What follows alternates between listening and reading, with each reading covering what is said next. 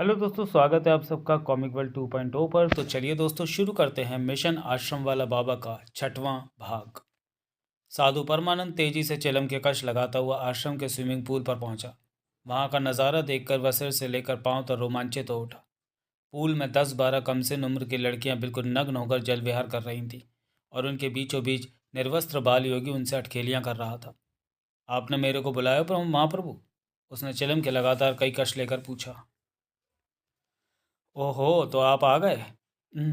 ओहो, तो आप आए हैं साधु परमानंद जी। बाल योगी ने जैसे उसका स्वागत करते हुए कहा। क्या विचार हैं, जल विहार करेंगे? क्यों शर्मिंदा करने लग रहा है महाप्रभु? मैं इस योग्य कहाँ हूँ जो जल विहार कर सकूँ? कैसी बातें करते हो महाराज, ये आश्रम आपका है, ये पूल आपका है, ये साधवियाँ आपकी हैं। फिर आपको जल विहार करने से कौन रोक सकता है? लग तो है आज महाप्रभु मजाक के मूड में है। परमानंद हे करने लगा। बाल योगी ने अचानक जंप लगाया, स्विमिंग पूल से नंगा ही बाहर आ गया। फिर वह नंगई किनारे आ बैठा और साध्वियों से बोला, मेरी जल परियों, आज तुम बाबा परमानंद को जल विहार करवाओ। इतना बढ़िया जल विहार करवाना कि परलोक के अप्सराएं भी इन्हें फीकी लगने लगें। मजाक मत करो महाप्रभु, आदेश करो। मेरे को किस लिए बुलाया? तो जल विहार करवाने के लिए ही बुलाया था महाराज, और कोई काम होता तो आपको यहाँ थोड़ी बुलवाता। यो आज आपको किए हो गया महाप्रभु? कुछ नहीं हुआ महाराज, इस आश्रम में हमारे बाद आप ही तो हैं सबसे बड़े महाराज। आपका पूरा हक है इन जल परियों के साथ स्वर्ग का सुख लूटने का। मेरी परी रानियों, देख क्या रही हो? एंजॉय करवाओ महाराज जी को। बाल योगी का इतना कहना था कि 3-4 लड़कियां पानी से बाहर आईं और परमानंद पर झपट पड़ी। उन्होंने उसके सारे कपड़े खींचकर उतार दिए तथा पूल में धक्का दे दिया। पूल में पहुंचते ही शेष लड़कियों ने उसे घेर लिया तथा उससे गोद गोंद की तरह चपटने लगी। हालांकि स्थिति काफ़ी आनंददायक थी, लेकिन परमानंद का दिमाग चीख चीख कर कह रहा था कि जल्दी ही कोई अनहोनी होने वाली थी। जिस बाल योगी ने उसे कभी स्विमिंग पूल की तरफ आने ही नहीं दिया, उसे वह आज जल विहार करवाने पर तोला हुआ था। कैसा लग रहा है महाराज? तभी बाल योगी ने पूछा। बहुत ही अजीब लग रहा है महाप्रभु, सारे शरीर में सनसनी फैल रही है। आपका केवल नाम ही परमानंद नहीं है महाराज, आज आपको परमानंद की प्राप्ति भी होगी। तभी कुछ साध्वियों ने परमानंद को गर्दन से पकड़ा तथा पानी में डुबो दिया। परमानंद को इसकी ज़रा भी उम्मीद नहीं थी। साध्वियों ने उसका सिर कुछ देर तक डुबोए रखा, फिर अचानक बाहर निकाल दिया। परमानंद किसी कुत्ते की तरह हाँफने लगा, उसकी सांसें उखड़ने लगी। अरे पागलो, ये क्या कर रही हो? मेरे को डुबो कर मारोगी क्या? ये कौन से प्रकार को जल विहार हो?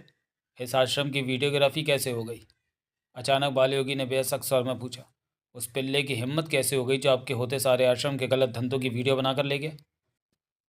और ये सुनते ही जैसे साधु परमानंद के जैसे देवता कूच कर गए। उसकी समझ में आ गया कि उसके साथ ये क्या हो रहा था और क्या होने वाला था। वह फटी फटी आंखों से बाल योगी की ओर देखने लगा।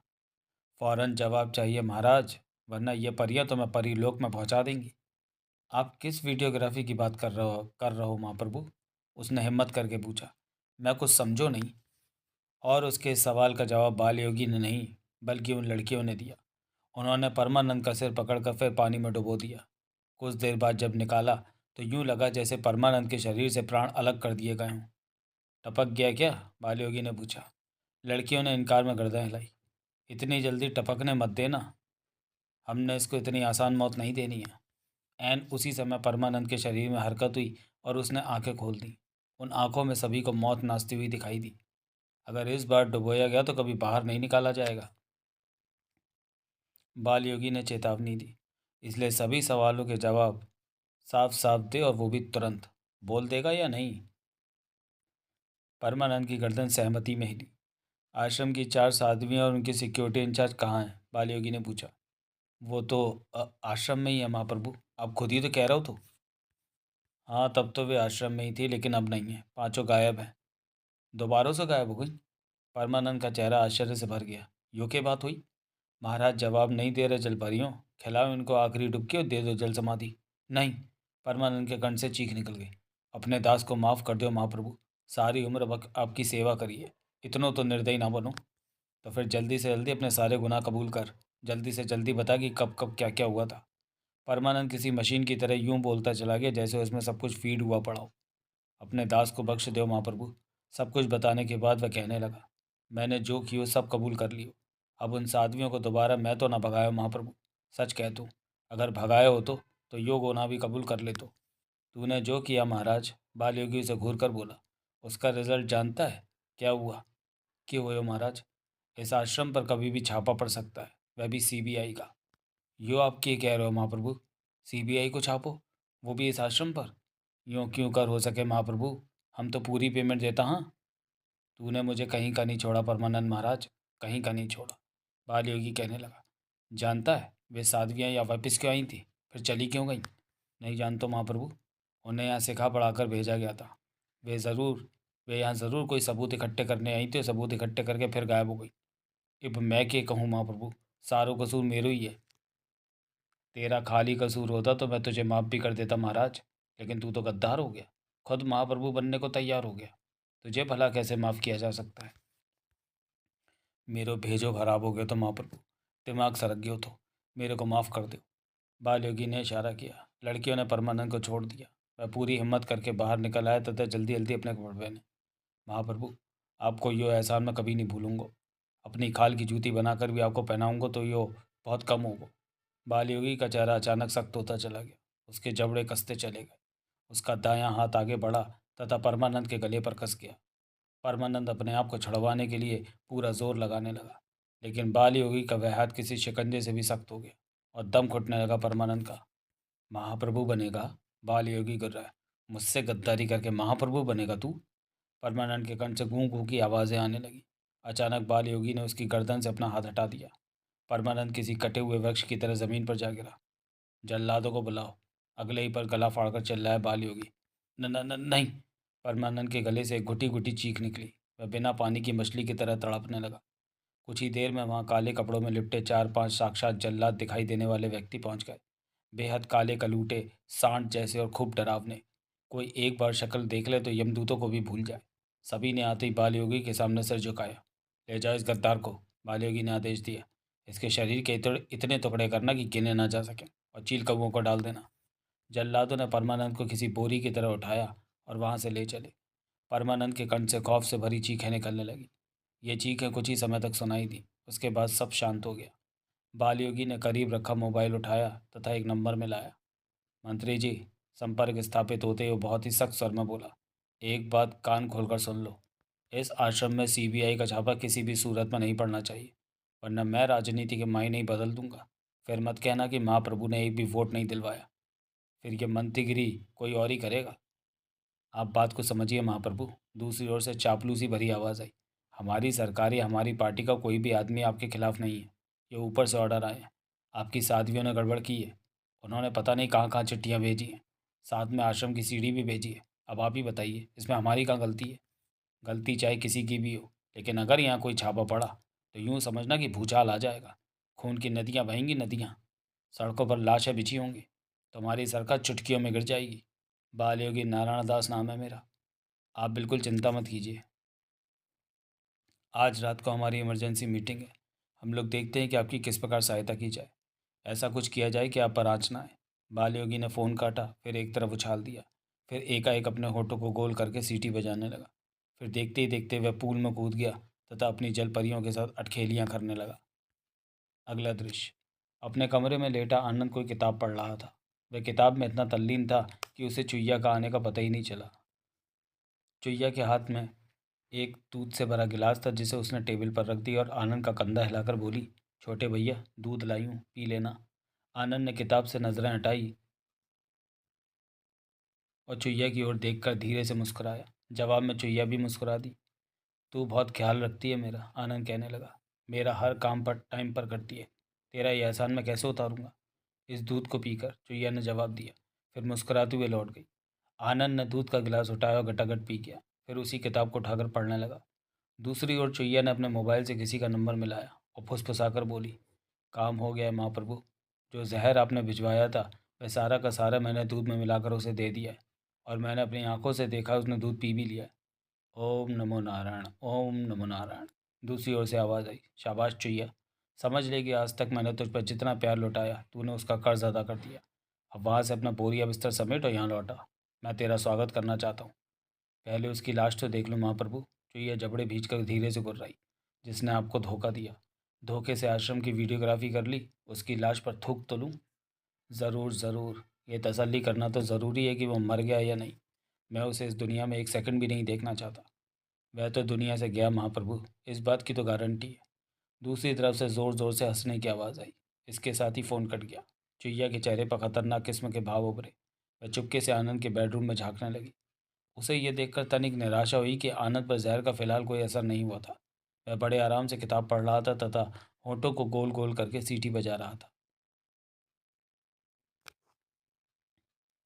महाप्रभु ने ज़रूर धीमा जहर दिया होगा, थोड़ी देर से असर करता होगा, उसने मन ही मन सोचा। फिर टाइम पास करने के लिए घर का छोटा मोटा काम करने लगी। कुछ देर बाद उसे आनंद के कमरे से हल्की सी आवाज़ आई। वह अपना काम छोड़कर उसकी तरफ लपकी।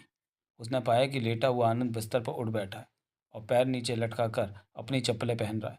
फिर उसके देखते ही देखते वह बेड से नीचे उतरा और लड़खड़ाता हुआ टॉयलेट में चला गया। हो गया इसका काम, चुईया बड़बड़ाई। अब इसकी लाश टॉयलेट में से ही निकालनी पड़ेगी। वह अपने कमरे में जाकर तेजी से अपना सामान समेटने लगी ताकि वहाँ से फरार हुआ जा सके। लेकिन इससे पहले कि वह अपना काम निपटा पाती, कमरे की चौखट पर हल्की सी आहट हुई। चुईया की तो ये देखकर जान ही निकल गई कि वहाँ आनंद खड़ा था। न केवल खड़ा था बल्कि पहले की तरह मुस्करा भी रहा था तथा होठों को गोल गोल करके सीटी भी बजा रहा था। मतलब साफ था, फिलहाल उस पर जहर का कोई असर नहीं हुआ था। होगा, ज़रूर होगा, उसने सोचा। भला जहर से कोई बच ही कैसे सकता है? महाप्रभु ने खुद भेजा है तो उसका बचना असंभव ही समझो। आनंद उसके करीब पहुंचा, उसके चेहरे पर नजर गड़ाकर धीरे से बोला, कैसी हो दीदी? कैसी हो का मतलब? मैं तो बिल्कुल ठीक हूँ। वह हड़बड़ा गई। यहाँ से जाने की तैयारी कर रही हो? चुईया जैसे आसमान से गिरी। उसका चेहरा घबराहट से भर गया। ये क्या कह रहे हो छोटे भैया? मैं भला यहाँ से जाने के बारे में क्यों सोचने लगी? तुमने मुझे जहर जो दिया है, आनंद बड़े आराम से बोला, मुझे जहर देने के बाद यहाँ तुम्हारा क्या काम बचा? तुम चली तो जाओगी। चुईया को काटो तो खून नहीं, उसका मुंह खुला का खुला रह गया और वह आंखें फाड़कर आनंद की ओर देखने लगी।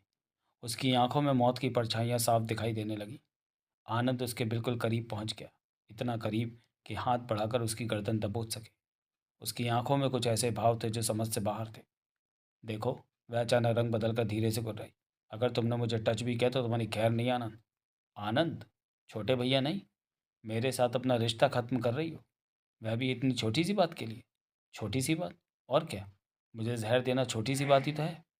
क्या बकवास कर रहे हो? तुम बस मरने ही वाले हो। तुम पर कभी भी जहर का असर हो सकता है। तुम बहुत बुरी मौत मरने वाले हो। आनंद ने इनकार में गर्दन हिलाई, गंभीर होकर कहने लगा, मैं भगवान शंकर का भक्त हूँ। भगवान शंकर का विशेष आशीर्वाद है मुझ पर। मुझ पर विष का कोई असर नहीं होता। तुम बिल्कुल फिक्र मत करो, मैं मरने वाला नहीं हूँ। तुम पागल हो गए हो, सचमुच पागल हो गए हो। लेकिन लेकिन तुम पर जहर का असर क्यों नहीं हुआ? तुम अभी तक मरे क्यों नहीं? आनंद हंसने लगा, पहले धीरे धीरे फिर जोरों से। और अचानक वह इस तरह खामोश हो गया जैसे बोलना ही ना आता हो। चुईया उसका ये रूप देखकर थर थर काँपने लगी। एक जादू का खेल देखोगी दीदी? फिर अचानक बोल पड़ा आनंद। नहीं, प्लीज़ देख लो ना, बहुत मज़ा आएगा। नहीं, सोनिया की आवाज़। सोनिया कहाँ से आ गई? चुईया की आवाज़ बुरी तरह से थर थर आ गई। मुझे यहाँ से जाने दो। कहाँ जाओगी? आश्रम में? हाँ, वहाँ क्या करोगी? तुम्हारा छोटा भाई तो यहाँ रहता है। देखो, मैंने जो किया वो मैं महाप्रभु के कहने पर किया। उसी ने कहा था कि तुम्हें जहर दे दूँ और अपना बोरिया बिस्तर समेट कर आश्रम चली जाऊँ। फिर यहाँ मेरा दिल अपनी बहन के बिना कैसे लगेगा? मैं तुम्हारी बहन नहीं हूँ, तुम्हारी दुश्मन हूँ। नहीं, तुम मेरी बहन हो। तुमने जहर अपनी मर्ज़ी से नहीं दिया, किसी के कहने पर दिया। तुम दिल की बहुत अच्छी हो। नहीं, मैं दिल की अच्छी नहीं हूँ, बहुत बुरी हूँ। नहीं, तुम बहुत अच्छी हो, प्लीज़ मत जाओ, कहीं मत जाओ। प्लीज़ मुझे जाने दो। आनंद ने उसे रुकने का इशारा किया, फिर जेब से मोबाइल निकालकर बाल योगी का नंबर मिलाया और स्पीकर ऑन कर दिया। प्रणाम महाप्रभु। संपर्क स्थापित होते ही वो बोला, आपका दास आनंद बोल रहा हूँ। दरअसल हुआ ये कि आपके कहने पर चुईया ने मुझे जहर दे दिया है। मैंने नहीं कहा। दूसरी ओर से आवाज़ आई, और कौन? चुईया? मैं तो किसी चुईया को जानता तक नहीं। लेकिन ये मान ही नहीं रही, कहती है इसे आपके पास जाना है। बहुत जिद कर रही है, इसे समझाइए ना कि यहाँ रहे। मैं जहर से नहीं मरा तो किसी और तरीके से मर जाऊंगा। इसे इस तरह हिम्मत नहीं हारनी चाहिए। मैंने कहा ना, मैं किसी चुईया को नहीं जानता, क्यों बकवास किए जा रहे हो? बड़े भाई, आनंद यूँ बोला जैसे फरियाद कर रहा हूँ। मेरा विश्वास करो, मैं चुईया को खुद पर हमले करने के बहुत चांस दूंगा। इसे हथियार भी दूंगा ताकि ये मुझे आसानी से मार सके। लेकिन इससे पहले रुकने को तो कहिए, ये मेरा कहना ही नहीं मान रही। दूसरी ओर से संबंध विच्छेद हो गया। आनंद ने देखा, चुईया का चेहरा पीलिया के मरीज की तरह पीला पड़ चुका था। यूँ लगता था जैसे उसके शरीर में से जान निकाल ली गई हो। सुना तुमने? आनंद कहने लगा, वह तो इतना मानने को भी तैयार नहीं है कि तुम्हें जानता है। अब मैं क्या करूं? तुम चली जाओगी तो मज़ा नहीं आएगा। यार कोई तो चाहिए ऐसा जिससे हर पल जान का खतरा हो। मुझे माफ़ कर दो। चुईया के दोनों हाथ जुड़ गए और होंठ धीरे से कांपे। प्लीज़ मुझे माफ़ कर दो, मैं कहीं नहीं जाऊंगी, यहीं रहूंगी। वहाँ गई तो महाप्रभु मुझे जिंदा नहीं छोड़ेगा। तुम मेरी रक्षा करोगे ना उससे? अपनी बहन को मैं कुछ कैसे होने दे सकता हूँ? अगर तुम्हारी तरफ कोई आँख भी उठाकर देखेगा तो मैं उसकी आँखें निकाल लूँगा। और अगले ही पल चुईया आनंद के कदमों में गिरकर फूट फूट कर रोने लगी। आनंद के होठों पर रहस्यमय मुस्कुराहट नाच उठी। अगला दृश्य। अपनी मूंछों को बट चढ़ाता हुआ अक्खालाल कमिश्नर रेसिडेंस पर पहुंचा। वहां उसे बिल्कुल इंतजार नहीं करवाया गया और सीधा कमिश्नर से मिलने के लिए भेज दिया गया। अपने ऑफिस में बैठा कमिश्नर जैसे उसका ही इंतजार कर रहा था। उसके चेहरे पर बेचैनी के भाव थे और वह कुछ फाइलों से उठापटक कर रहा था। अक्खालाल को देखते ही उसने सारे काम छोड़ दिए तथा उसी की ओर देखने लगा। अक्खालाल उसके करीब पहुंचा तथा सैल्यूट मारा। छोड़ सैल्यूट वैल्यूट को, काम की बात बता अक्खालाल। सारा काम हो गया है सर, वह भी ठीक उसी तरह जिस तरह आप चाहते थे। डिटेल से बता, पूरी डिटेल से बता।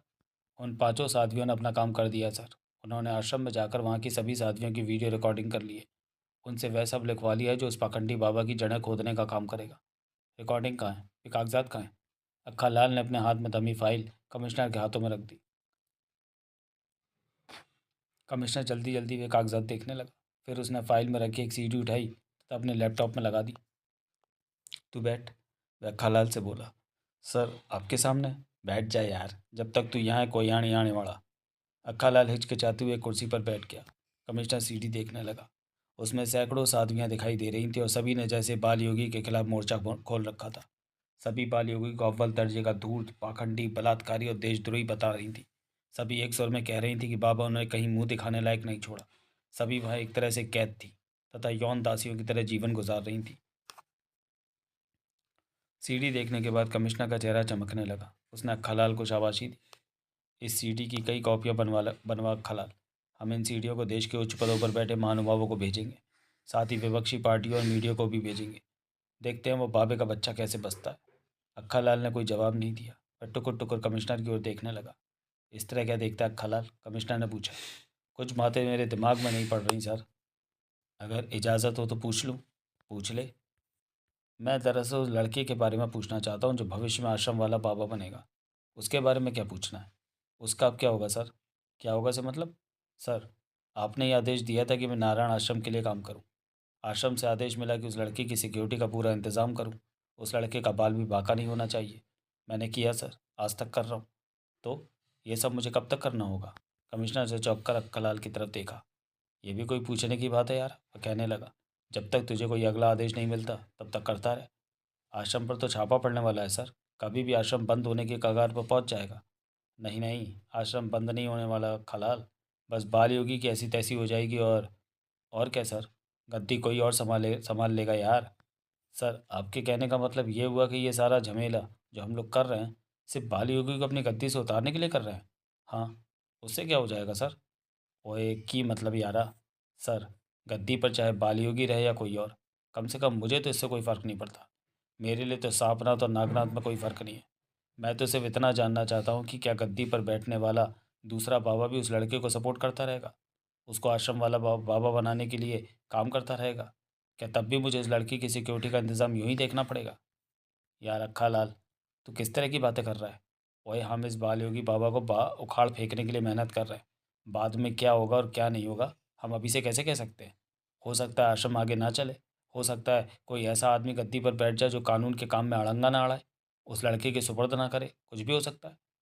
हो सकता है, सिर्फ हो सकता है। यार हम उम्मीद ही कर सकते हैं, गारंटी कैसे ले सकते हैं? सर, अगर बालयोगी की तरह उसी जैसा कोई और व्यक्ति गद्दी पर बैठ गया, चिलम वाले बाबा की तरह जैसा कोई और नशेड़ी गद्दी पर बैठ गया, आश्रम में वही गलत काम पहले की तरह होते रहे, तो ये बात निश्चित है कि आप और हम इस समय जो मेहनत कर रहे हैं उस पर पूरी तरह से पानी फिर जाएगा। वही देखा जाएगा यार। सर मैं ये कह रहा था कि अक्खा लाल, कमिश्नर का सर सख्त हो गया। बात की बात है बाद में, फिलहाल जो काम चल रहा है उस पर मेहनत करके दिखा। तो ही चाहता था ना कि चिलम वाले बाबा की बैंड बजे, बाल योगी की बैंड बजे? चाहता था कि नहीं चाहता था? वही बोल यार। चाहता था सर, अब भी चाहता हूँ, लेकिन मत कर, अपना काम कर, बस अपना काम कर। Yes sir. और अगर नहीं कर सकता तो जो तेरे मन में आए वो कर। अक्खा लाल के मुंह से बोलना फूटा। ये सीढ़ी पकड़, सावधानी से इसकी 40-50 कॉपियाँ करवा, बहुत ही सीक्रेट ढंग से। किसी को कानो कान खबर नहीं होनी चाहिए। Right sir. कहकर अक्खा लाल ने सीढ़ी ली और कमिश्नर को सैल्यूट मारकर बाहर आ गया। उसके सीने में जैसे कोई आग सी जल रही थी। उसका हाथ बरबस ही अपनी मूछों की ओर बढ़ गया। बरबस ही उसके मुंह से निकला, अक्खा लाल नाम है मेरा। मेरा एक रैप्टा 100 के बराबर होता है। इतना बेवकूफ़ भी नहीं हूँ मैं। ज़िंदगी गुजार दी पुलिस की नौकरी में। और दूसरी ओर पुलिस कमिश्नर पर फ़ोन पर ज़ोर ज़ोर से बातें कर रहा था। ओ बधाई हो नौटियाल साहब, वह कह रहा था। सारा काम फिट हो गया। अब तेरा बाबा तो गया काम से, लंबा न पेगा। आप सब खुलकर अपना मिशन आश्रम वाला बाबा में तेजी लाओ, सारा मामला फिट कर दो। दूसरी ओर से पता नहीं क्या कहा गया, कमिश्नर जोर जोर से हंसने लगा। अचानक उसका जेब में पड़ा मोबाइल घनघनाने लगा तो वह बोला, बाकी बातें बाद में नौटियाल साहब, मोबाइल पर ज़रूरी कॉल है। उसने चोंगा क्रेडिट पर फटका और जेब से मोबाइल निकाल लिया। स्क्रीन पर जो नंबर उभरा उसे देखकर वह बेहद चौकन्ना हो गया। उसने इधर उधर यूं देखा जैसे कोई उसकी बात सुन तो नहीं सकता था। फिर उसने मोबाइल ऑन करके कान से सटा लिया और दबी हुई आवाज़ में बोला, जी कहिए। अगला दृश्य, एक बहुत ही हाई प्रोफाइल सीक्रेट और अर्जेंट मीटिंग चल रही थी। मीटिंग में ज़्यादातर खद्दरदारी दिखाई दे रहे थे। सभी के चेहरे चिंता में डूबे लग रहे थे। जिस गंभीर मुद्दे पर चर्चा हो रही थी वह था बाल योगी नारायण दास। हमारे सामने दो गंभीर समस्याएं हैं, बैठक की अध्यक्षता कर रहा खद्दरदारी कहने लगा। पहली समस्या यह है कि आश्रम के लाखों अनुयायी हैं और वे सभी बाल योगी के अंधभक्त हैं। ये सभी अंधभक्त बाल योगी के कहने पर हमारी पार्टी को वोट देते हैं। अगर बाल योगी पर आँच आई तो हमारा बहुत बड़ा वोट बैंक टूट जाएगा। दूसरी समस्या यह है कि अगर बाल योगी को सीबीआई ने पकड़ लिया और जांच के लिए ले गई तो उसके अनुयायी खून खराबा कर सकते हैं और कानून व्यवस्था के लिए चुनौती पेश कर सकते हैं। लेकिन सीबीआई तो चुप नहीं रह सकती, उसे बाबा पर देर सवेर हाथ डालना ही होगा। एक खद्दरदारी अपने दोनों हाथ नचाते हुए बोला, बाबा तो बुरा फंस चुका है सर। आश्रम की वह सीडी मैं भी देख चुका हूँ। फर्क तो इस बात का है, अभी तक वह सीडी मीडिया में नहीं गई है। मीडिया में जाती पूरे देश में हंगामा हो जाएगा। और मुझे पता है कि देर सवेर वह सीडी मीडिया के पास ज़रूर जाएगी। मीडिया के साथ साथ विपक्षी पार्टियों के पास भी नहीं गई है। एक और खद्दरदारी गंभीर स्वर में कहने लगा, वरना मुद्दा पूरी तरह से गर्मा जाएगा। मेरा ख्याल है, अध्यक्ष कहने लगा, अगर सीबीआई अपनी कार्रवाई रोक देती है तो मुद्दा और गर्मा जाएगा।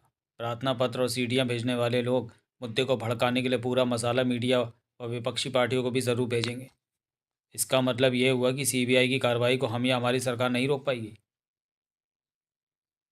सच्चाई यही है, इसलिए बेहतर यही होगा कि सीबीआई को हम अपना काम करने दें। उल्टा बाबा को पकड़वाने में सीबीआई की मदद करें।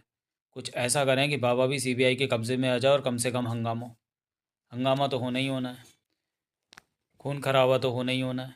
इसे रोका नहीं जा सकेगा। हमारा दोनों ओर से नुकसान होना ही होना है। कोई बात नहीं, इलेक्शन में भी काफ़ी टाइम है। तब तक हम जनता का ध्यान दूसरे मुद्दों की ओर भटकाएंगे और अपनी हवा बनाने की कोशिश करेंगे।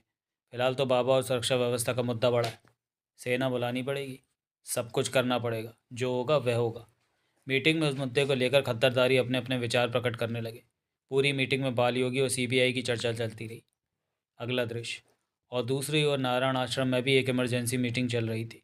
इस मीटिंग की अध्यक्षता खुद बाल योगी कर रहा था। मीटिंग में आश्रम के हर विंग के अध्यक्ष स्वयं मौजूद थे। हालांकि किसी की हिम्मत नहीं है कि वह हम पर हाथ डाल सके, बाल योगी आत्मविश्वास के साथ कह रहा था। फिर भी मैंने आप लोगों के साथ हर बात शेयर करने के लिए मीटिंग बुलाई है। लेकिन महाप्रभु, मानव अंग बेचने वाली ब्रांच का प्रमुख कहने लगा, मुद्दा काफ़ी बड़ा है। सीबीआई आपसे पूछताछ जरूर करेगी। पूछताछ करती फिरे यार, हमें क्या फ़र्क पड़ता है, चाहे पूरे मामले की जांच कर ले। हम सहयोग देंगे सीबीआई को, लेकिन जांच की जो रिपोर्ट तैयार करे वह हमारे पक्ष में होनी चाहिए। और अगर रिपोर्ट हमारे खिलाफ हुई तो हम पूरी राजनीति को हिलाकर रख देंगे। महाप्रभु, पॉर्न फिल्में बनाने वाली विंग का प्रमुख कहने लगा, राजनीति बड़ी कुत्ती चीज़ होती है। राजनीति करने वालों का कोई भरोसा नहीं होता। वे कहते कुछ है और करते कुछ और है। क्या मतलब? बालियों की चौंका। मैं तो ये कह रहा हूँ महाप्रभु कि आप इन पॉलिटिशियनों का बिल्कुल भरोसा मत करना, ये आपको धोखा भी दे सकते हैं। धोखा देंगे तो बाद में धोखा खाएंगे नहीं क्या? बात तो बात ही होता है महाप्रभु। आप एक बार अगर सीबीआई के चंगुल में फंस गए तो छूटना मुश्किल हो जाएगा। हमें डराने की कोशिश मत करो। ये नेता लोग हमारे तलवे चाटते हैं, ये हमारा कुछ नहीं बिगाड़ सकते। ज़्यादा से ज़्यादा दिखावे के तौर पर शिकायत की जांच करवा सकते हैं, लेकिन हमारे खिलाफ रिपोर्ट तैयार नहीं करेंगे। लेकिन महाप्रभु, वीवीआईपी लोगों को एस्कॉर्ट सर्विस देने वाली लड़कियों की मुखिया कहने लगी, इन नेताओं का आप बिल्कुल भरोसा मत करना, ये धोखा भी दे सकते हैं। तू भी वही राग अलापने लगी। आपकी होम मिनिस्टर से बात हो गई है कि नहीं? हो गई है, वह कहता है कि मैं बिल्कुल फिक्र ना करूं।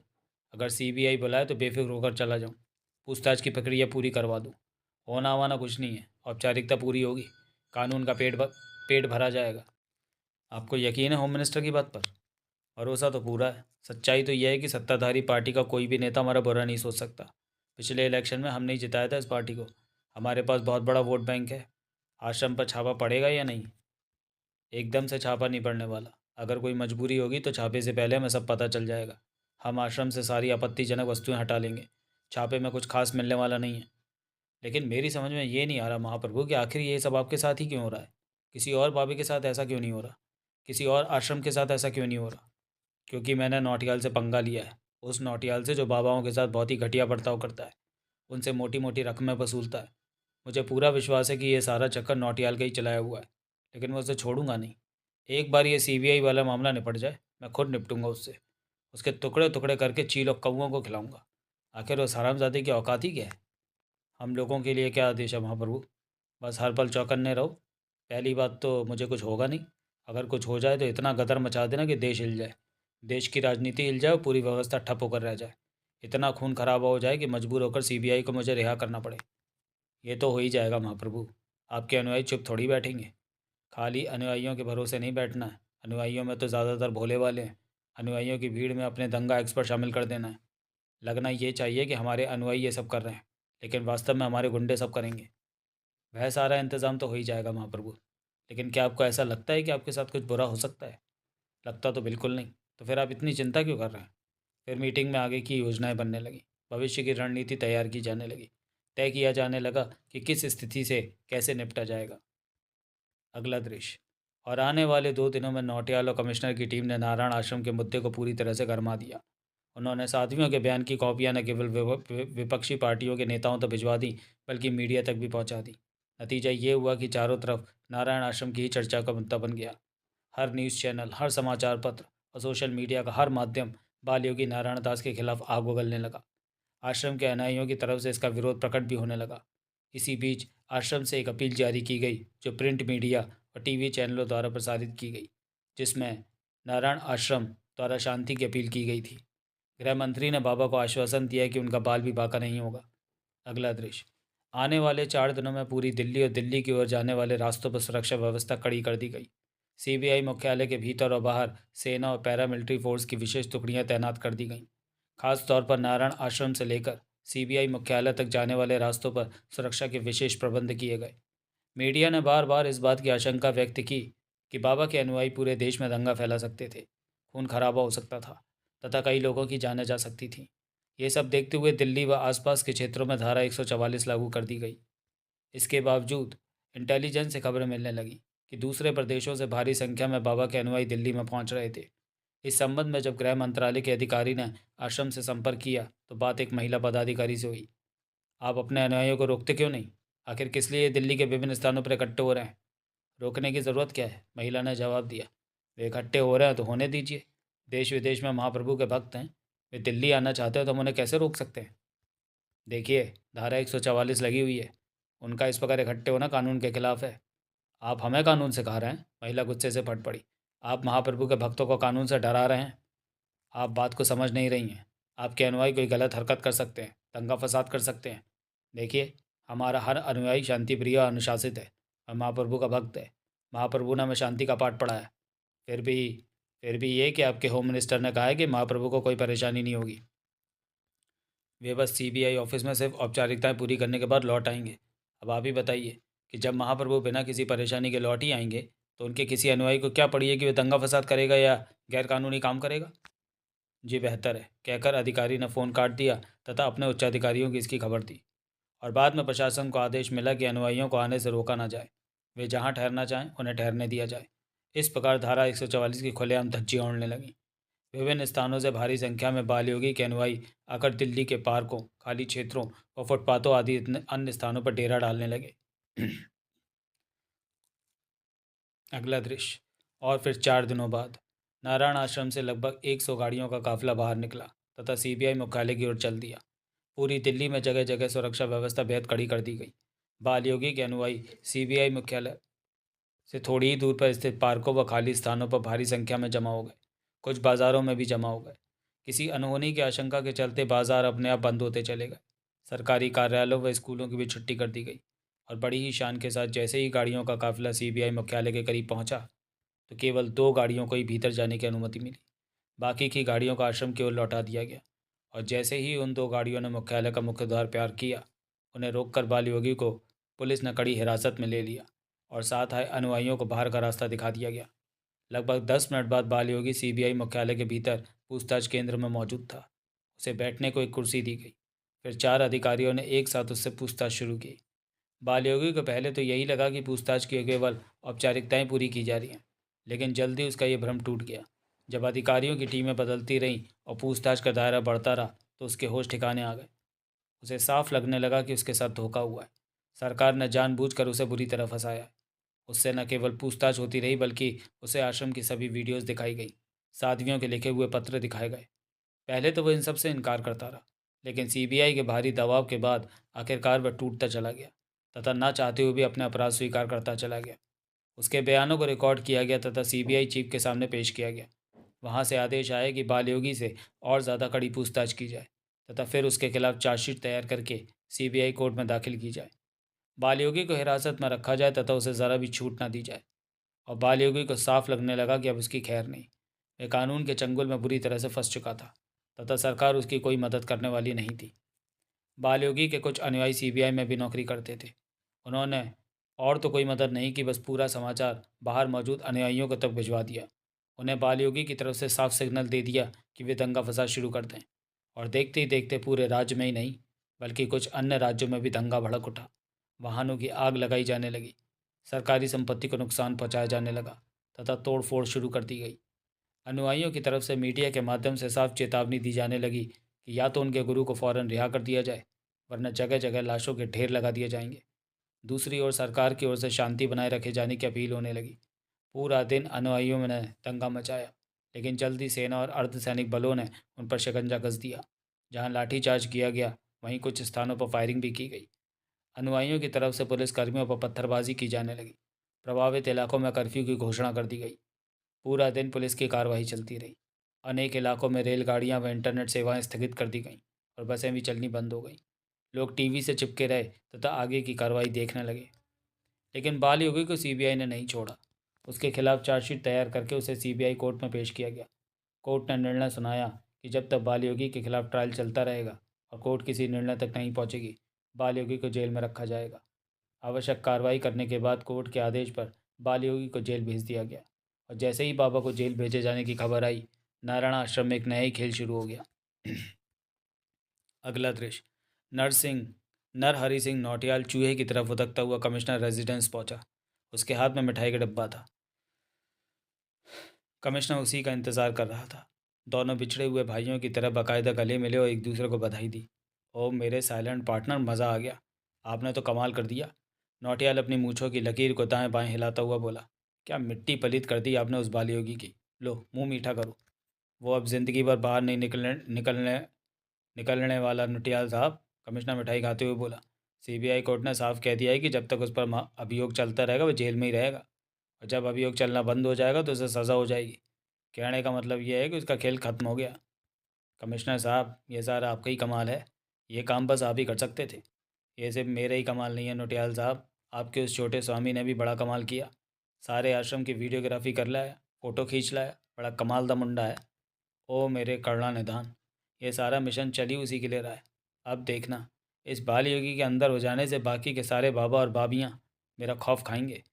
उनसे जितने भी रुपए मांगूंगा हंस कर दे देंगे, और मैं अपने बाबे के लिए इतना शानदार आश्रम बनाऊंगा कि दुनिया देखती रहेगी। और मेरा भी ख्याल रखना नौटियाल साहब, थोड़े टाइम बाद रिटायर होने वाला हूँ, मैं भी आश्रम की सेवा ही करूँगा। और चिंता मत करो मेरे मालिक, वो सारा आश्रम ही मैं आपके हवाले कर दूँगा। अपना बाबा भी आपके हवाले कर दूँगा। सारा काम आपने ही संभालना है। भला आपसे बढ़िया प्रबंधक हमें कहाँ से मिलेगा। माल वाल भी मिलेगा कि नहीं। ओ महापुरुष जी, माल वाल की चिंता आप क्यों करते हो। माल वाल से तो आपको लाद दूंगा, आपका बंगला भर दूंगा, आपकी तिजोरियाँ भर दूंगा। बस अपने पार्टनर नौटियाल पर भरोसा रखिए। आप मेरे मिशन आश्रम वाला बाबा में सहयोग देते रहिए। नौटियाल आप पर कुर्बान होकर दिखा देगा। कोई चिंता ना करो, मिशन आश्रम वाला बाबा कामयाब होकर रहेगा। आपका वो मुंडा आश्रम वाला बाबा बनकर ही रहेगा। मैं चलता हूँ, नौटियाल उठते हुए बोला। शोभराज की ड्यूटी लगाता हूँ। सभी बाबे और भाभियों से कांटेक्ट करे और 100 करोड़ की उगाही करना शुरू कर दे। आश्रम के कंस्ट्रक्शन का काम कैसे चल रहा है। ओ साहब मेरे, बहुत बढ़िया चल रहा है, बहुत बढ़िया चल रहा है। अब मुझे इजाज़त दो, बहुत सारे काम करने हैं। फिर वहाँ से विदा हो गया नौटियाल, और उसके वहाँ से जाते ही कमिश्नर अचानक ज़ोर ज़ोर से हंसने लगा। उसके चेहरे पर रहस्यपूर्ण मुस्कुराहट उभर आई। अगला दृश्य। नौटियाल के शानदार बंगले में प्रवेश किया शोभराज ने। उस समय वह शानदार सूट पहने हुए था तथा किसी फिल्म अभिनेता जैसा खूबसूरत लग रहा था। बंगले के नौकरों ने उसे सीधा उस कमरे में पहुंचा दिया जहां नौटियाल अपने कीमती सोफे पर पसरा ड्राई फ्रूट खा रहा था तथा बहुत ही महंगी शराब की छोटी छोटी चुस्कियां ले रहा था। शोभराज को देखकर वह बहुत ही अनोखे अंदाज से मुस्कुराया, फिर अपनी मूछों की लकीर को दाएं बाएं करने लगा। बधाई हो नौटियाल साहब, शोभराज कहने लगा। आपका चेला तो फंस गया सीबीआई के चंगुल में। पता नहीं अब छूट भी पाएगा कि नहीं। ओए मेरे होनहार बालक, वह छूटेगा तो तब ना, जब मैं उसे छूटने दूंगा। भ्रष्ट खद्दरदारियों की लंबी चौड़ी फौज अपने साथ है। कमिश्नर अपने साथ है। सबसे बड़ी बात, तेरे जैसे प्रेमी मेरे साथ हैं। इस बात को लिख ले। अब कभी नहीं निकलने दूंगा मैं उसे जेल से। आश्रम का क्या सोचा है, शोभराज कहने लगा। मैंने सुना है कि आश्रम की सारी प्रॉपर्टी सरकार अपने कब्जे में ले लेगी।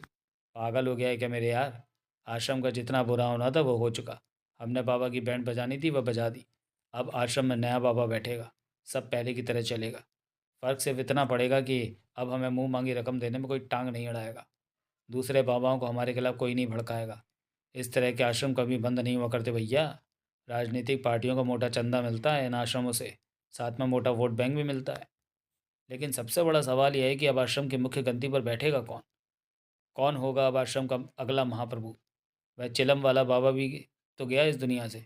पता चला है कि बाबा ने बाल योगी ने जल्लादों से उसके टुकड़े टुकड़े करवा दिए। अब बाल योगी खुद चला गया जेल। अब कौन होगा अगला महाप्रभु। नौटियाल बड़े ही रहस्यमय ढंग से हंसा, फिर शोभराज की आंखों में झांकते हुए पूछा, तेरा क्या विचार है। बना दूँ तुझे नया महाप्रभु। मुझे। शोभराज बुरी तरह उछल पड़ा। तू तो ऐसे घबरा गया मेरे भोले बालम, जैसे मैंने तुझे फांसी पर चढ़ने को कहा। मेरे लिए तो महाप्रभु बनना एक तरह से फांसी पर चढ़ना ही है नौटियाल साहब। मुझे आता जाता तो कुछ है नहीं। ऐसे ही गद्दी पर बैठा तो लोग मेरा जीना आराम कर देंगे। क्या बात करता है यार, क्या बात करता है। अगर तू गद्दी पर बैठ गया तो किस में हिम्मत होगी जो तेरे साथ आंख से आंख मिलाकर बात कर सकेगा। तू वहाँ ऐश लेना, स्वर्गलोक की परियों का आनंद लेना, कभी कभी मैं भी आ जाया करूँगा। आप मजाक कर रहे हैं नौटियाल साहब, आप ज़रूर मजाक कर रहे हैं। मुझ में महाप्रभु बनने वाली एक भी खासियत नहीं है। खासियत चाहिए किसको मेरे प्यारे। ये दुनिया पढ़े लिखे समझदार मूर्खों से भरी पड़ी है। अंधविश्वास और पाखंडी की तरफ तो लोग यूं भागते हैं जैसे इससे उनको साक्षात भगवान मिल जाएगा। तो ही सोच, जब ऐसे बाबाओं को एक नौटियाल जैसा आदमी जूते मारने की ताकत रखता है तो वे कितने ताकतवर होंगे। तू गद्दी पर बैठा तो ये दुनिया तेरे चरण धो धोकर पीने लगेगी। मैं बैठा तो मुझे भगवान मान लेगी। विश्वास ना हो तो हो जा तैयार। मैं तुझे चुटकियों में महाप्रभु बनाकर दिखाता हूँ। इस दुनिया को तेरे कदमों में झुका कर दिखाता हूँ। मुझे तो आप माफ़ी कर दीजिए, मैं तो आपका चेला ही बना रहना चाहता हूँ। महाप्रभु बन गया तो किसी दिन बाल योगी की तरह आप मेरा भी बैंड बजा देंगे। ओए नहीं यार, तू तो मेरा अपना है, मेरे जिगर का टुकड़ा है। तुझे तो मैं ज़रा भी तकलीफ़ नहीं होने दूंगा। लेकिन ये लंबे लंबे भाषण कौन देगा जनता को। स्वर्ग नरक या मोक्ष की बातें कौन सुनाएगा। अपनी लच्छेदार बातों से उन्हें मूर्ख कौन बनाएगा। मेरे बस की तो है नहीं। उस बात की चिंता मत कर यार। 15 दिनों में तुझे ट्रेन करवा दूंगा, उसके बाद बैठ जाना गद्दी पर। आप खुद क्यों नहीं बैठ जाते। तेरा दिमाग खराब तो नहीं हो गया शोभे। वही मैं बाबों और बाबियों को पैदा करता हूँ, उनको कठपुतली की तरह नचाता हूँ, उनकी मंजी ठोकता हूँ, उनसे नाक से लीके कर निकलवाता हूँ। ये साले दुनिया के भगवान बनते हैं, जबकि इनका असली भगवान तो मैं होता हूँ। तो फिर किसे बिठाएंगे गद्दी पर। बाल योगी के बाद तो लोग उस चिलम वाले बाबा को ही छोटा महाप्रभु मानते थे। पूरे आश्रम का मैनेजमेंट भी वही संभालता था। तो मैं ये सोच रहा था कि अगर वह चिलम वाला बाबा जिंदा होता तो उसे गद्दी पर बिठाया जा सकता था। हम उससे जितनी रकम मांगते वह हमें हंसते हंसते दे भी देता। उसकी मौजूदगी में आश्रम पहले की तरह चलने भी लगता। उसे सारे कामों का तजुर्बा था। तो उस चिलम वाले बाबा को जिंदा करवा देते हैं। नौटियाल हंसकर कहने लगा। अगर तेरी यही इच्छा है तो पूरी कर देते हैं मेरे बाके बिहारी। अगर तू मेरा एक तरह से उत्तराधिकारी है आखिर तू मेरा एक तरह से उत्तराधिकारी है, मेरे धंधे को संभालने वाला। आप फिर मजाक कर रहे हैं नौटियाल साहब। भला मरे हुए कभी कभी जिंदा होते हैं। क्यों नहीं होते। नौटियाल चाहे तो मरे हुए भी जिंदा क्यों नहीं होते। तू नहीं हुआ था क्या। मैं। ओए तू मरा था कि नहीं नटवर लाल। फिर मेरी इच्छा से जिंदा हो गया था कि नहीं। बिल्कुल हो गया था। लेकिन वह चिलम वाला बाबा। वो कर देते हैं उसको जिंदा। अपने लिए कौन सा मुश्किल काम है, तू बस हुक्म कर मेरे मित्रा। कहकर नौटियाल ने अपने मोबाइल से एक नंबर डायल किया, फिर संपर्क होते ही बोला। ओ क्या हाल है भाई चिलम वाले। यार अपना शोभरा तुझे याद कर रहा है, कहता है तू जिंदा हो जा और आश्रम की गद्दी पर महाप्रभु बनकर बैठ जा। ओए बाबा, मान भी जा उसकी बात। शोभराज आंखें फाड़ फाड़ कर नौटियाल की ओर देखने लगा।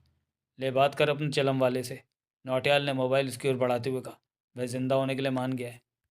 शोभराज ने मोबाइल लेकर कान से लगाया और बोला, हेलो, कौन? मैं बोल रहा हूँ महाप्रभु, आपको दास साधु परमानंद। दूसरी ओर से आवाज आई, तुम तुम जिंदा हो? अभी तक तो मरो हुए ही हूँ प्रभु। आपको आदेश होवेगा तो जिंदो भी हो जाऊंगा। तुम कहाँ से बोल रहे हो? सीधो नरक से ही बोल रहा हूँ प्रभु। धरती पर तो मेरे कोई काम ही नहीं रहा। शोभराज ने फटी फटी आंखों से नौटियाल की ओर देखा। नौटियाल ने उसके हाथों से मोबाइल ले लिया और जोर जोर से हंसने लगा। हैरान मत हो पार्टनर, वे जिंदा है। जल्लादों ने उसे नहीं मारा। क्यों? क्यों नहीं मारा? क्योंकि उन जल्लादों की भर्ती कुछ चिलम वाले ने की थी। वही उनको तनख्वाह देता था, वही उनकी हर ज़रूरत का ख्याल भी रखता था। बाल योगी चाहे आश्रम का सर्वे सर्वा था, लेकिन वे जल्लाद चिलम वाले को ही अपना बॉस मानते थे। इसलिए वे चिलम वाले को कैसे मार सकते थे? उन्होंने उसे कहीं छिपा दिया और बाल योगी को कह दिया कि उन्होंने चिलम वाले के टुकड़े टुकड़े कर दिए थे। ओह, तो ये बात है। फिर तो निश्चित हो गया कि चिलम वाला बाबा ही अगला महाप्रभु होगा। बिल्कुल वही होगा मेरे चांद। तेरे साथ तो मैं मजाक कर रहा था। दोनों जोर जोर से हंसने लगे। अगला दृश्य। अक्खा लाल का ऐसा खतरनाक रूप कमिश्नर ने आज तक नहीं देखा था। उसका चेहरा गुस्से से तमतमा रहा था। आंखें अंगारे बरसा रही थी और हाथों की मुट्ठियां खोल और बंद हो रही थीं। यूं लगता था जैसे उसके सामने जो भी आए वो उसे कच्चा चबा जाएगा। क्या बात है? कमिश्नर ने हिचकिचाते हुए पूछा। तुम्हारी तबीयत तो ठीक है भाई अक्खा लाल? कोई जवाब देने के बजाय अक्खा लाल के जबड़े भिज गए। आंखों में जैसे खून उतर आया। वह कमिश्नर को यूं घूरने लगा जैसे अभी उस पर झपट पड़ेगा। अगले ही पल उसने अपनी वर्दी की जेब में हाथ डाला तथा एक कागज़ निकालकर कमिश्नर के सामने टेबल पर पटक सा दिया। क्या है ये? कमिश्नर ने पूछा। मेरा इस्तीफ़ा। अक्खा लाल किसी घायल नाक की तरफ उपकारा। अब मैं आज़ाद हुआ इस पुलिस की नौकरी से। क्या बकवास कर रहे हो? कमिश्नर का सर सख्त हो गया। जब तक तुम्हारा इस्तीफ़ा मंजूर नहीं होता तुम पुलिस की नौकरी से आज़ाद कैसे हो सकते हो? तो कीजिए मंजूर। अक्खा लाल का सर सख्त हो गया। मैंने एक सेकंड भी और नहीं करनी पुलिस की नौकरी। लेकिन क्यों? आखिर बात क्या हो गई यार? मैं बहस नहीं करना चाहता, बस पुलिस की नौकरी छोड़ना चाहता हूँ। वही पुलिस की नौकरी छोड़ने का कोई कारण भी होगा? तो पहले कारण बता, फिर आगे मैं कोई बात करता हूँ। सबसे बड़ा कारण तो यही है कि आश्रम फिर चालू हो रहा है और वहाँ की गद्दी पर परमानंद बैठने वाला है। परमानंद कौन है? लगता है आप जानबूझकर अनजान बनने पर तुले हैं। परमानंद जब गद्दी पर बैठेगा तो जाहिर है कि आश्रम की सभी गतिविधियाँ पहले की तरह ही चलने लगेंगी। तू बेकार में परेशान हो रहा है यार खलाल। वो सब ठीक हो जाएगा यार। सब ठीक आपके लिए हो जाएगा। अक्खा लाल के लिए तो स्थिति और भयंकर हो जाएगी। अक्खा लाल ही अब सहन नहीं कर सकता। सुन रहे हैं आप? अक्खा लाल की सहन शक्ति जवाब दे चुकी है। मेरा इस्तीफ़ा मंजूर कीजिए, मुक्त कीजिए मुझे इस पाप भरी नौकरी से। नौकरी छोड़कर क्या करेगा? ये सोचना मेरा काम है, आपका नहीं। यार तू मेरा अजीज़ है, तेरी चिंता करना मेरा फ़र्ज़ है यारा। अब ये नाटक बंद भी कीजिए, वरना आपके मुंह पर आपकी बेइज्जती करने पर मजबूर हो जाऊंगा। बहुत नाजायज़ फ़ायदा उठा चुके हैं आप मेरा, अब और उठाने की इजाज़त नहीं दूंगा। तेरा दिमाग ख़राब हो गया यार। इतना भी नहीं सोचता कि तेरे नौकरी छोड़ने से कुछ भी बदलने वाला नहीं है। तू आश्रम की सेवा नहीं करेगा तो तेरी जगह जो दूसरा आएगा वो कर लेगा। अक्खा लाल, कुछ भी बदलने वाला नहीं है। ना आश्रम बदलने वाला है, ना आश्रम के कामकाज बदलने वाले हैं, और ना ही आश्रम को पुलिस का सहयोग बदलने वाला है। वैसे तू सच कह रहा है। आश्रम की बस गद्दी बदली है, बाकी कुछ नहीं बदलने वाला। मैं भी यही कह रहा हूँ। तू बेकार में अपना दिमाग ख़राब कर रहा है यार। बंदा लाख कोशिश कर ले, एक दो आदमी से तो लड़ सकता है, पूरी व्यवस्था से नहीं लड़ सकता। और ये आश्रम की अपनी एक व्यवस्था है जो बहुत ऊपर के लोग देखते हैं। मैं तो एक मामूली कड़ी हूँ यारा। आप मामूली कड़ी नहीं हैं अक्खा लाल। मेरी हालत तेरे से ज़्यादा अच्छी नहीं है। और ऊपर तक आश्रम के तार जुड़े हुए हैं। ये बाल योगी के खिलाफ साजिश रचना, उसे फंसाना, उसे जेल करवाना और नए बाबे को बिठाना, ये मेरा काम नहीं है। और मैं क्यों करवाऊँगा ऐसा? बाल योगी ने मेरा क्या बिगाड़ रखा था? और यार मेरे करवाए होता ही क्या है? आप ये कहना चाहते हैं कि कमिश्नर होने के बावजूद आपके हाथ में कुछ नहीं है? आप भी एक तरह से आश्रम के गुलाम हैं। आश्रम का गुलाम नहीं यार। आश्रम को जो लोग चलाते हैं मैं उनका गुलाम हूँ। अगर उनकी गुलामी ना करूँ तो यहाँ का कमिश्नर कोई और ही होगा। फिर क्यों कर रहे हैं कुत्ते जैसी नौकरी? छोड़ क्यों नहीं देते? तू क्या समझता है ये सब इतना आसान है? और नौकरी छोड़ दूंगा तो सड़क पर आ जाऊंगा, तू मेरा घर चलाएगा? आपकी लाइफ आपकी है, मेरा उससे कोई वास्ता नहीं है। आप बेशक पड़े रहिए यहाँ, गुंडे मवालियों पाखंडियों हरामियों कमीनों की नौकरी करते रहिए, लेकिन मुझे आज़ाद कीजिए। मुझसे ये सब बर्दाश्त नहीं हो रहा है। कर ले यार बर्दाश्त, क्यों अच्छी भली नौकरी को लात मार रहा है? बढ़िया तनख्वाह है तेरी, आश्रम से भी मोटा पैसा मिल जाता है। मैं आग लगा दूंगा ऐसे आश्रम को। अक्खा ला भड़क कर बोला। इस आश्रम ने मेरी ज़िंदगी नर्क बना दी है। भला ऐसा भी क्या हो गया यार? मैं अपने ज़मीर को और नहीं मार सकता। रात को सोता हूँ तो नींद नहीं आती। दिल के हर कोने से आवाज़ आती है कि बहुत बड़ा पाप कर रहा हूँ। कमिश्नर साहब, मेरे अलावा दो जानें और हैं मेरे घर में, वे भी तबाह हुई पड़ी हैं। मेरी बीवी आश्रम की गुलाम बनकर रह गई है। आप क्या समझते हैं मेरी बीवी को आश्रम में क्या क्या करना पड़ता है मुझे पता नहीं है? और मेरी जवान हो रही बेटी उस छोटे स्वामी जी के चक्कर में पड़कर अपनी ज़िंदगी बर्बाद कर रही है। कमिश्नर उसका मुंह ताकने लगा। मैं और सहन नहीं कर सकता। अपनी पत्नी और बेटी को बचाना चाहता हूँ मैं इस पाखंड के जाल से। मुक्त करवाना चाहता हूँ मैं उन्हें। और मुक्त तभी करवा सकता हूँ जब पहले मैं मुक्त होऊंगा। मैं तुम्हारा तबादला तबादला किसी और थाने में कर देता हूँ। तू नौकरी तो मत छोड़ यार। तुझे पता नहीं है नौकरी छोड़ने से कितनी तकलीफ़ें सिर उठा लेती है। मैं सभी तकलीफ़ें झेल जाऊंगा लेकिन अपनी पत्नी और बेटी की तकलीफ़ें नहीं झेल सकता। अगर मैं आश्रम से जुड़ा रहा तो एक दिन मेरी बेटी भी वहाँ ज़रूर पहुँच जाएगी जहाँ से मैं उसकी माँ है। यार मैं तुझे आश्रम से दूर कर देता हूँ। और भी कई थाने और किसी थाने में जाकर नौकरी कर ले। आश्रम से तेरा पीछा छूट जाएगा। तू बात कुछ समझ क्यों नहीं रहा भाई? तेरे आश्रम की कमाई खत्म हो जाएगी तो हो जाए। कोई और पुलिस अफसर कर लेगा ये कमाई। बहुत अफसर तैयार बैठे हैं हराम की कमाई के लिए। अक्खा लाल सोच में पड़ गया। तू बड़ा होनहार अफसर है अक्खा लाल। और मैं तेरे जैसे अफसरों की बड़ी इज्जत करता हूँ। कमिश्नर कहने लगा। तू ज़्यादा गुस्सा मत कर। समझदारी से काम ले।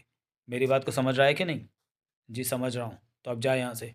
मेरा बहुत दिमाग चाट लिया यार तूने। मैं तेरा तबादला किसी दूसरे थाने में कर दूंगा। अक्खा लाल इस पर कोई प्रतिक्रिया व्यक्त करता तभी उसके मोबाइल की घंटी बजने लगी। उसने जेब से मोबाइल निकाला और उस पर स्पार्क कर रहे नंबर को देखा तो उसका खून खौल उठा। अक्खा लाल बोल रहा हूँ उसने मोबाइल में गुर्राते हुए कहा। किस लिए मुझे फ़ोन किया है? मैं इस आश्रम को महाप्रभु बनने वाला हूँ अक्खो लाल। दूसरी ओर से आवाज़ आई। तैयार हो जा। अब तेरे पूरे बट चढ़ाऊंगा। तू वही है ना जो मेरे को पीट के गयो तो? सारा हिसाब चुकतो करूँगा चिंता ना कर। बकवास बंद कर हरामजादे। अक्का लाल चीख पड़ा। बकवास तो तू बंद कर अक्खो लाल। अगर अपनी खैरियत चाहतो है तो आज रात अपनी लल्ली को लेकर आश्रम में आ जा। देखना चाहूँ कि कैसी लगे है तेरी लल्ली। अपनी फुल बॉडी मसाज करवाऊँगा उससे। बढ़िया कर देगी तो तेरी गलतियों को माफ़ करने के बारे में सोचूंगा। तेरी फुल बॉडी मसाज तो मैं करूँगा हरामजादे। मेरा इंतज़ार कर। कर रहा हूँ तेरे इंतज़ार। आजा बेटा। लल्ली को साथ लाना ना भूलियो। दूसरी ओर से आवाज़ आई और इसके साथ ही फ़ोन कट गया। अक्खा लाल ने मोबाइल जेब के हवाले किया और वापस जाने के लिए पलट गया। कहाँ जा रहा है अक्खा लाल? कमिश्नर ने पूछा। उस हरामजादे चिलम वाले बाबा का गला दबाने। उसे इस नश्वर संसार से मुक्ति देने। रुक जा भाई। उससे में आकर कोई उल्टा सीधा कदम मत उठा लेना। गंदी नाली का कीड़ा मेरी बेटी को बुला रहा है अपनी फुल बॉडी मसाज करवाने के लिए। कहता है अगर मसाज पसंद आई तो मुझे माफ़ करने के बारे में सोचेगा। वह पागल हो गया है। दिमाग फिर गया उसका। आपको ऐसा कहने से अक्खा लाल अब चुप नहीं हो सकता। कहकर वह तेज़ तेज़ कदम उठाता हुआ कमिश्नर ऑफिस से बाहर निकल आया। और बाहर निकलते ही उसके साथ एक ऐसी घटना घटी जिसने उसके दिलो दिमाग को हिला कर रख दिया।